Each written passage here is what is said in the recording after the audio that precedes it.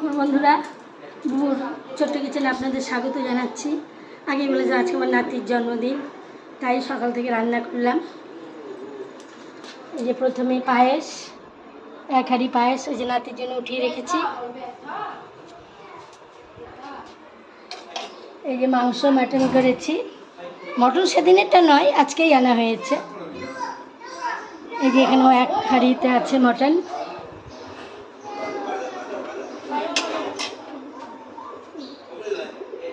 এই যে এখানে 5 রকম ভাজা, পরে থালা সাজানোর পর তো আপনাদের দেখানোই হবে।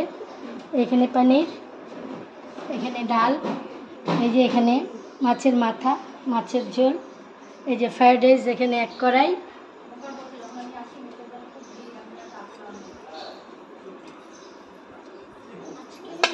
এই যে এখানেও আছে,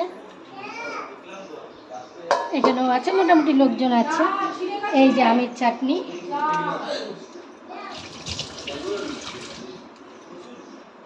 এই যে এখানে দই মিষ্টি, এটুকুই আজকে আমার দুপুরে। আবার অন্যদিন অন্য রেসিপি নিয়ে দেখা হবে। ততক্ষণ টাটা। তবে না, নাতির থালাটা সাজিয়ে একবার আমি দেখাবো। ততক্ষণ টাটা।